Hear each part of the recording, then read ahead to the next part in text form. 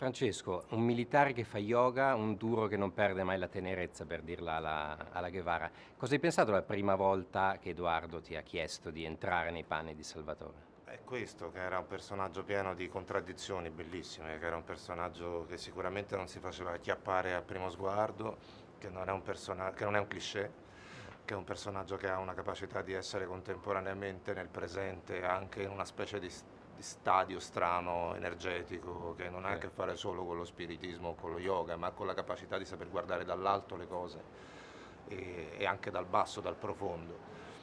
Mi affascina anche enormemente una cosa così lontana da me, cioè l'idea di qualcuno che sceglie così fortemente un destino da soldato, che crede in una forza, in un'energia così lontana da quella in cui credo io. E mi interessa soprattutto il fatto che non è un personaggio lineare, che è un personaggio pieno di Sì. contraddizioni, sono sempre stato affascinato da questo, continuo ad esserlo, penso che una storia così sia e una scelta tipo quella che lui fa sia molto più interessante vista dal suo punto di vista che non da qualcuno che magari dedica tout court la sua vita all'idea di salvare gli altri. Ecco. È Edoardo, quando è stata la prima volta che hai visto Salvatore con la faccia di Pierfrancesco? L'illuminazione? Ma è difficile, sai, risalire al Il momento. momento preciso.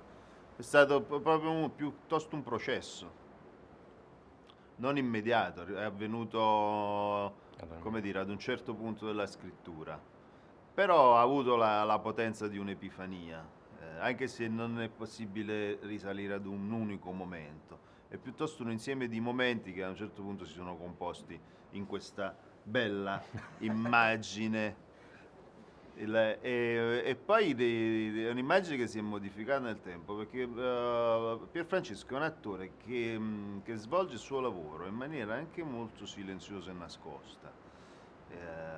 È una cosa che rispetto molto perché non mette necessariamente a parte il regista di tutte le sue attività, che sono molteplici e stratificate, e scoprirle poi è veramente interessante perché se ne vedono sempre i frutti, però poi dietro c'è un lavoro meticoloso, stratificato e anche complesso che lui compie in solitudine. E una volta che l'ho scoperto poi ho voluto rispettare anche questa solitudine perché mi sembrava un valore importante da preservare. Assolutamente. Pierfrancesco, tra i molti livelli su cui si può leggere il film, sei d'accordo che è un film sull'Italia e sull'italianità, profonda, quella bella? Io penso di sì, nel senso che una delle cose su cui mi sono trovato è l'idea che essere italiani significhi tenere aperte le porte, ma è una cosa che riguarda la mia vita, è una cosa che riguarda la mia esperienza familiare.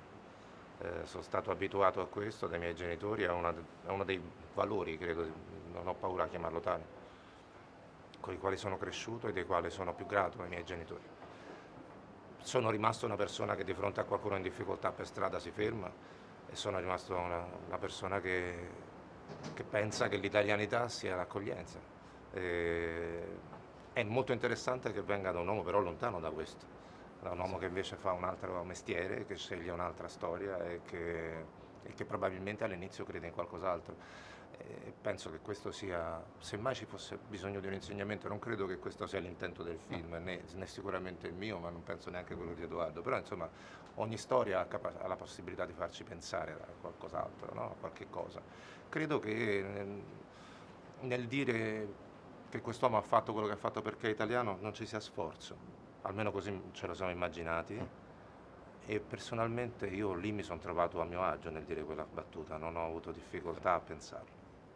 Ultima battuta, come hai coinvolto Robert Del Naja dei Massive Attack nella colonna sonora, un genio assoluto? Ci eravamo già incrociati in precedenza mentre ero a lavoro su una serie TV, La vita bugiarda degli adulti, per la quale avevo attinto a del repertorio degli anni 90.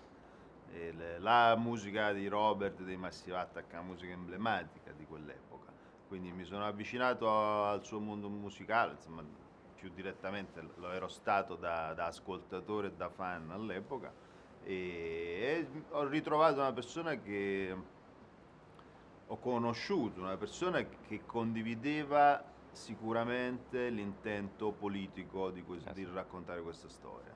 E quindi è stata, come dire, una comunione di intenti artistici che ha confluito insomma, nelle musiche che poi ha realizzato per questo film. Grazie mille.